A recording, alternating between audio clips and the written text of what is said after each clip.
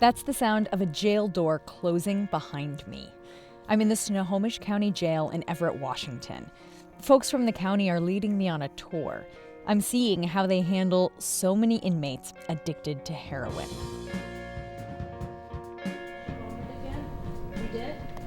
In the medical ward, we run across a young man with thick black wavy hair.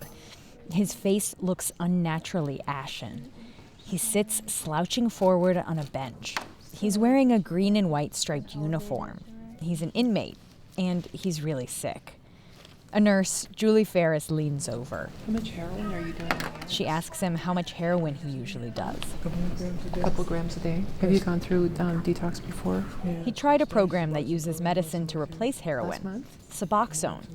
His voice is hoarse. I stopped doing it 2 weeks ago. But he stopped.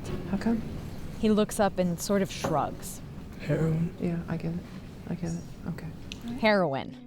A one-word answer that explains everything. Nurse Ferris takes the stethoscope from around her neck. I got 130 over 90. So what that's saying is your blood pressure is going pretty good, but we need to get your stomach taken care of. That makes sense? I'm so hot. I know. Let's repeat his temperature. All right. So the thing is, you're getting a little dehydrated. We get you some fluids and you start cooling down, okay? So because you're throwing up, we need to put it in your bottom. I'm so thirsty. I know. I get that. So we get another 30 minutes after that. Then we'll try some sips. We're going to give you some chicken broth to help your stomach and then get your guts a little bit of a rest. Does that make sense? He starts crying and slowly droops forward. The young man is puking everything up, so they have to give him a suppository with medicine to stop him from vomiting. I know. Hang in there, man. Nurse Ferris helps him stand up and grabs a fistful of his uniform on his back to keep him standing up. All right, come on. We're going this way. They walk into a cell and out of view. Withdrawing from heroin is like the worst flu you've ever had. You get it bad out of both ends. The Snohomish County Jail has been flooded with people in just this situation. People addicted to opioids are getting arrested, booked into jail, and then withdrawing. Some inmates were even dying. They weren't getting the medical care they needed. From 2010 to 2014, over a dozen inmates died. 2 from drugs, many from medical complications, and some from suicide. The families of these inmates sued, and the county has paid millions in settlements. The jail has turned things around, and inmate deaths are rare now. And recently, the jail is handling inmates with addiction differently than they used to.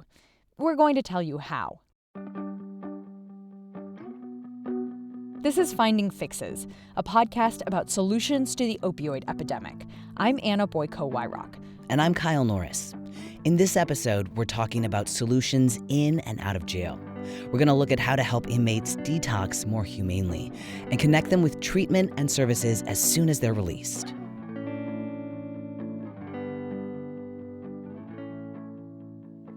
I'll be your guide this episode. Let's start downstairs in the jail's booking area. This is where officers bring inmates after they're arrested. The jail is strained by the number of people coming in addicted to opioids. There are regularly more inmates needing medical care than there are beds for them. So much so, they have to make some uncomfortable choices. What we do is we get the paperwork from the arresting officer. Ryan Saunders is a booking support officer. He's sitting behind a tall desk at a computer, and he's wearing a uniform and some really stylish glasses, like a hipster Buddy Holly. Saunders tells me something surprising. Since we're the kind of first face that the officers see, they ask us a lot of times what the population's like upstairs in our medical housing or observation unit. And they kind of look at us to kind of know if we're full, we have a little bit of space left over. So we're kind of sometimes the bearer of bad news, as it were, for the arresting officer when they're coming in with an arrestee, and we tell them, hey, this is a misdemeanor charge. We're packed upstairs. We don't have the manpower to cover it. So the chances are they're probably going to get kicked. What's kicked? Sent out. I didn't realize his job might include turning some people away from jail. The reason is the jail doesn't have the staff or space to deal with these inmates detoxing here. We've had like illegal camping warrants where they set up a tent somewhere, behind a Safeway or something, and it's such a minor charge that it's almost not worth it to kind of deal with taking them up there, having the manpower to keep them medically good upstairs, and then have them go to court on something that's a $200 warrant.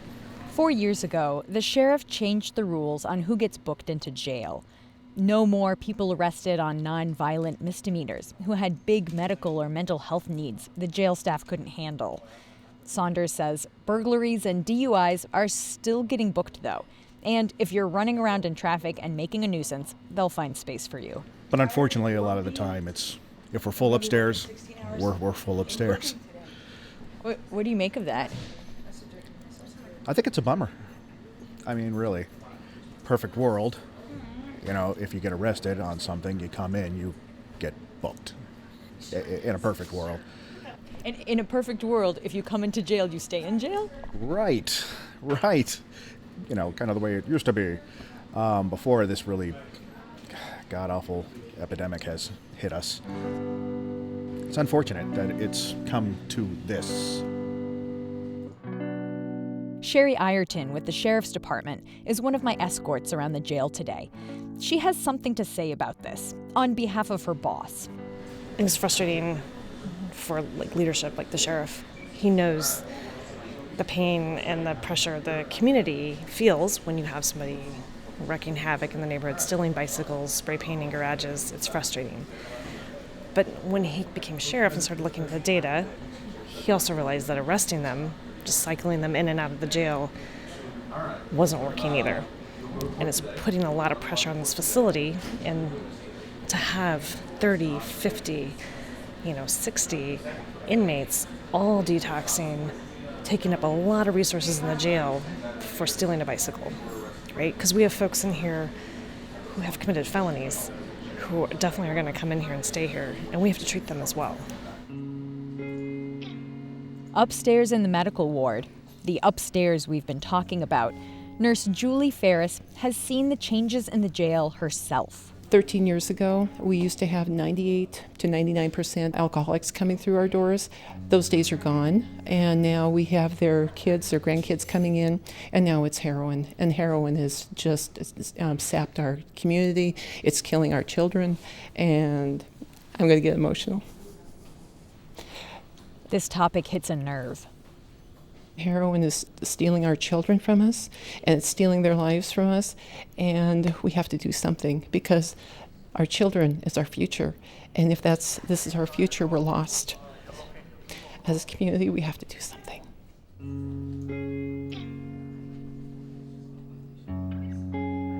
The thing about opioids, it's not just young inmates who end up in the medical ward either. This is a little jarring. It's not uncommon to have 62-year-olds coming into the jail now that have started heroin because they have the chronic pain needs, but their doctor says, oh, you're addicted to it, and they'll cut them off straight off. 62-year-olds coming in to the jail who are addicted to heroin? Yes, we have that. It's not uncommon. It's sad to see 60-year-old people coming in because they're withdrawing. Back in 2015, they would have so many people withdrawing, the medical ward would fill up. So the jail had to open up a new module. That's the term they use for a cell block. Open up a new module and fill it with just people detoxing. They'd lay beds on the floor and have 30 or 40 people detoxing, super sick. Imagine entire cell blocks full of people with body aches, chills, vomiting, diarrhea, high blood pressure, feeling and looking like total crap. I try and think of what to compare it to, and I've only had the flu once, and I don't know that I was that sick. They're sick. They're really sick. That's Alta Langdon. She runs the health services at the jail. For the average person, it makes you think, why would you do it again? But the power of addiction is just so strong. It doesn't make sense to somebody who doesn't abuse drugs. Alta is showing me the medical care the jail provides inmates and the jail's new programs to tackle opioid addiction. It's our job to be empathetic to the symptoms and continue to just treat them every time and hope that one day it'll click and they'll find a smoother, gentler path. On this visit, we go all over the jail. To move from one secure section to another, we stand in front of thick doors with a camera overhead. We look up and wave. Apparently, you should always be very nice to those folks who control the doors from the other side of that camera. I guess they like us okay because the door opens and shuts behind us. This jail's not a cozy place. Everywhere I look is cinder block walls painted white, fluorescent lights, and linoleum floors. As we walk around, we peek in through the windows of the cells where people are detoxing. In some, there's just one inmate. In others, there are a few, usually lying down, wrapped in a green blanket in a deep sleep. On this tour with Alta, I can't help but notice that she keeps talking to me in a really soft voice, almost whispering. Everything echoes in here, so we really try and be mindful about what we're saying and who we're saying it to, and not disturbing people as they're trying to heal. The jail is using Suboxone medication to help make detoxing from opioids easier in the jail. Under the old system, inmates were still getting medication. Actually, they were getting more medication. Alta shows me a cart with a cornucopia of drugs that an inmate might take for opioid withdrawal. Here's the suppository for promethazine, the antacid, the ibuprofen for body aches, maybe some Tylenol for body aches, a vitamin, and the magnesium to help with the muscle agitation and helps relax a little bit. There's also more loperamide there. What's loperamide for? That's for the diarrhea. But under the new approach, they're trying out just giving inmates one drug. And then there's Suboxone. So once they take one of these, usually within 2 to 4 hours, they're feeling better, and by the second day, they're cleared from medical housing. And then the medical staff doesn't have to watch them constantly. The Snohomish County Jail is not alone in providing inmates with medication for addiction like Suboxone. A few other jails across the country do it too. Alta says she looked at Massachusetts, for example. Rhode Island's prison system has a really interesting program too. It's very comprehensive, and the first year after it was implemented, there was a 12% drop in statewide overdose deaths. Also, other jails around the U.S. give inmates an opioid blocker shot called Vivitrol or naltrexone. Research on using addiction medicine with inmates shows that it can be effective in helping people continue drug treatment after they get out of jail or prison. You can look in our show notes for links to that research. At the Snohomish County Jail, inmates can choose to start taking Suboxone around a week before they're released. That's to protect them from the urge to start using drugs once they leave jail.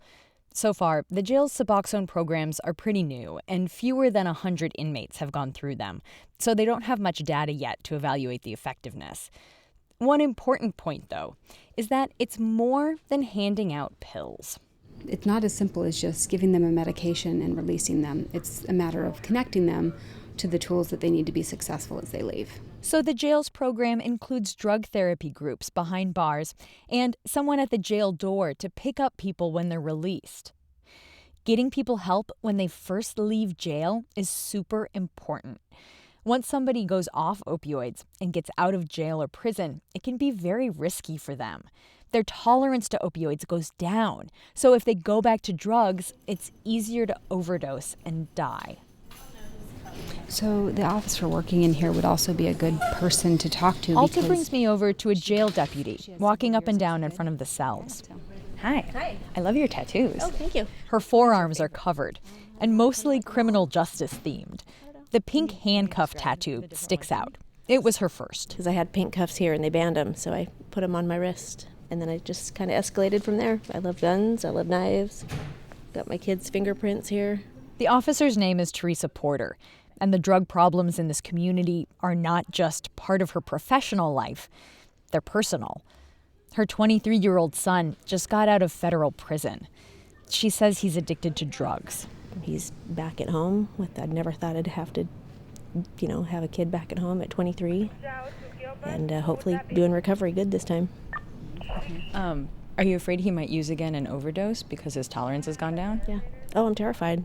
Every day I worry about whether he's going to stay clean or go back to his old ways. So I know it's a struggle for him, and it is as for every addict. They think about it daily, even though he's clean right now and he says he feels good. Just like him slipping up before, he just can't stop thinking about it. So, How is that for you as a mom? oh, it's tough. It's the toughest thing I've ever had to do is go through this with him. So, it's not easy.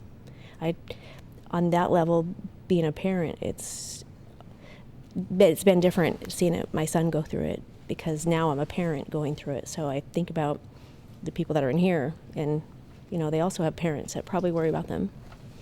Teresa gives the inmates what she calls her mom speech, like what she tells her son. What are you doing? There's more to your life than drugs. Your parents don't want to have to bury you. I don't want to bury my kid. My son has so much potential, as do probably most of these people. And I just would hope that someday they'd be responsible members of society and, have a dream or a goal. Outside of work, she's involved with a group for family members of people with addiction. At her day job, she does a lot of walking around the ward and peeking in windows, checking up on inmates to make sure they're okay. And that's it. I do this every half an hour between letting him out for the phone, getting him out for court. Each step going into her fitness tracker. Stuff like that. So you get your steps in every day? I do, yes.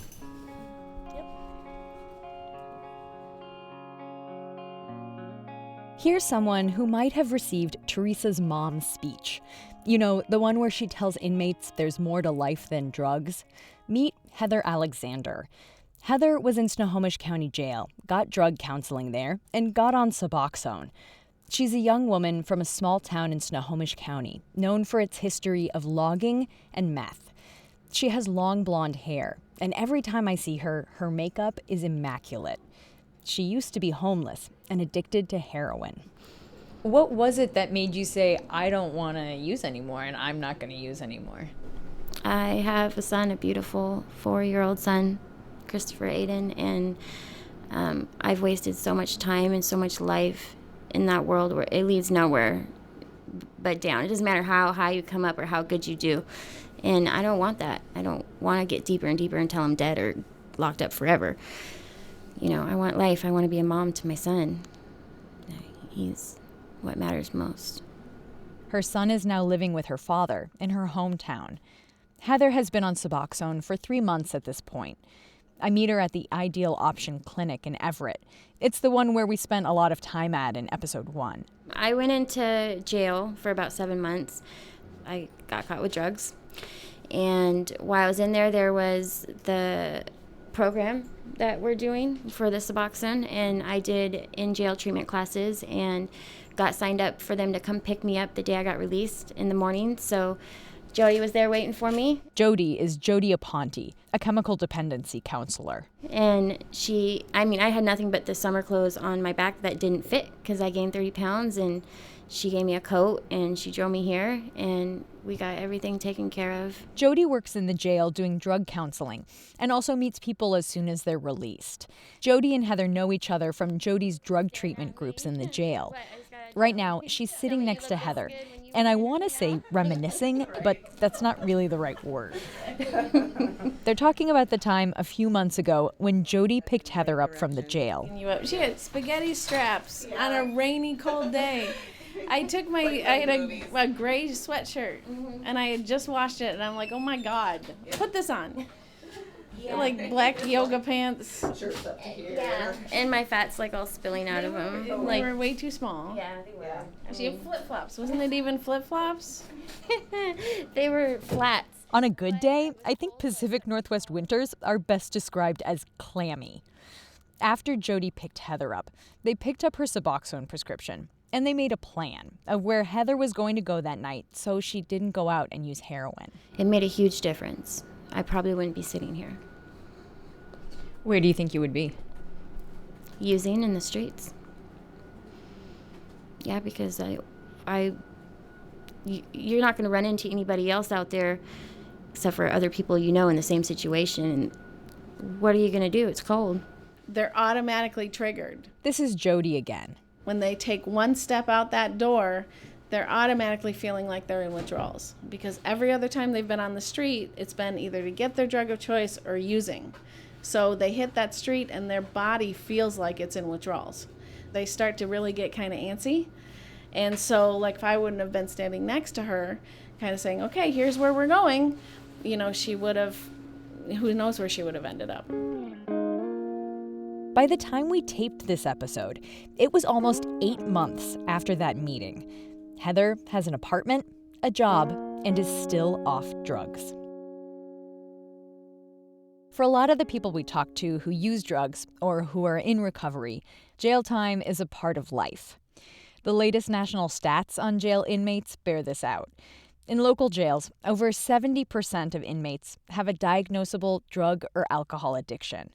Not because they're bad people. Yes, heroin is an illegal drug, so just having some on you can get you a felony, in Washington state anyway. But here's another key point. Often, drug addictions are expensive. A few researchers have done surveys of drug users to figure out how much it costs per day. A study in Detroit a few years ago found on average a user spent about $60 a day. So let's calculate. $60 a day, 7 days a week, 365 days a year. That's almost $22,000. Female users spent even more. They averaged $80 a day on heroin. That's a lot of money.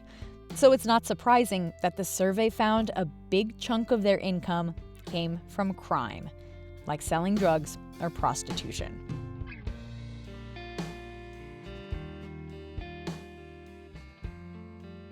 One more thing before we go.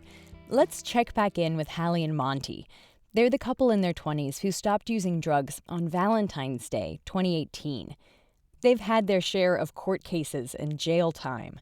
The memories are still fresh. Hallie even had a weird dream about Monty the other night. I had a dream that he literally went to jail and I was stuck by myself. His bail was $1,000. So I was trying to get all this money together, and it was taking me a while. I didn't have just $1,000 I could get, so I had to go to different people. And I used to have a MacBook and we pawned it. And in my dream, the only way to get the rest of the money to get him out of jail was to pawn my MacBook. So I was sad. So I got him out of jail, and then I woke up and I was wow, that felt way too real. But since February, they've been trying their darndest to move beyond that old life. Monty recently got a union job as a carpenter. Hallie and Monty have moved out of the hotel where they were living into a 2-bedroom apartment. Monty hoists a bag of trash into a dumpster in the parking lot. He's 25, and this is the first apartment he's ever had. I feel pretty accomplished, looking at my past. You wouldn't think I'd be able to achieve all the things that I've achieved so far. With a job and apartment and car. When one point I was homeless and didn't have anything but a backpack with a few clothes. Now, the couple is hardcore nesting. Hallie pulls pre-made cookie dough out of a bag and puts a few chunks in the oven to bake. This is a routine for her. Hallie loves warm cookies. Their silver kitty Luna is making herself at home too. She laps up the stream from a small plug-in waterfall. Monty bought this at Walmart for $10, and it's so loud. It sounds like a car motor. Hallie shows us their second bedroom. But I decided I was going to do gray and blue and white for the baby colors.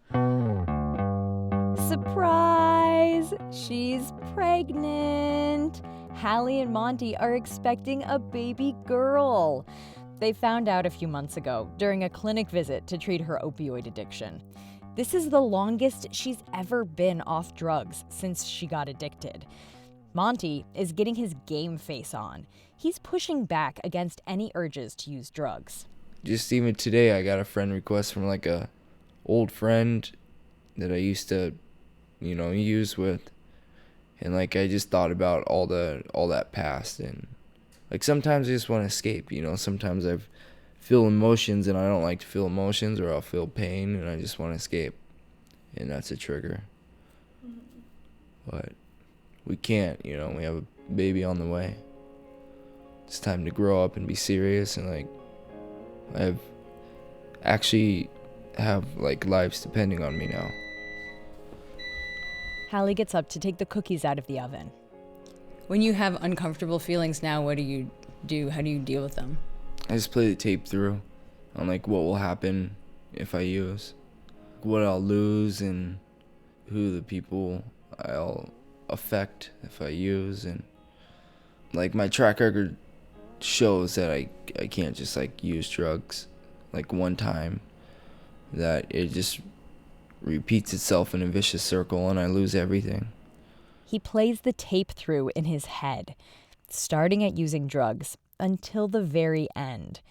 That tape never ends well.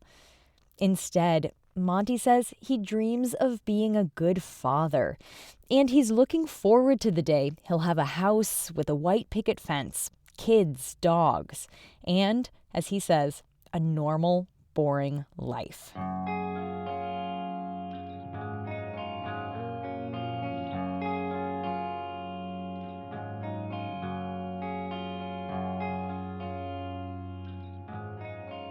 When we produced this episode, it was about 9 months after Snohomish County started treating the opioid epidemic as a state of emergency, on par with a natural disaster. They started by giving themselves a 1-year timeline to work with. So in a few months, they're going to look back and see how they've done. Here's Sherry Ireton. She's with the Sheriff's Department, and she also represents the county's efforts on opioids. Sometimes we joke a little, well, we'll just get this thing, we'll wrap this thing up by November. None of us believe that that is even possible. It's as complex as people are. Snohomish County hasn't solved the opioid epidemic, but other communities and state leaders are looking to them to see how good their efforts have been. In these past 5 episodes, we've broken that effort into pieces and gotten to know what's involved. We've looked at a few ways people here are trying to tackle the epidemic, and there's so much we haven't been able to talk about. In future episodes, we want to keep looking at solutions to the opioid epidemic and bring you lots more stories. We want to get personal and meet more people finding solutions in their own lives. We want to get big picture. What are other communities, other states, even other countries doing that works? And we hope you stay tuned and send us your stories and ideas. You can email us at fixes@findingfixes.com. For now, that's the first season of Finding Fixes. Thanks so much for listening. We'll be back with more episodes just as soon as we can make them. This episode was produced by Anna Boyko-Wyrock and me, Kyle Norris. Finding Fixes is a project of Investigate West, a journalism nonprofit reporting on public health, the environment, and government accountability. Julia Drockman is our producer. Elisa Barba is our editor. Joan Kane is our fairy godmother. Help from Paul Kiefer. Music by Jake Weholt, Josh Woodward, and Jason Shaw. You can find us on social media and online at findingfixes.com. Leave us a review on iTunes. Send us a message at fixes@findingfixes.com.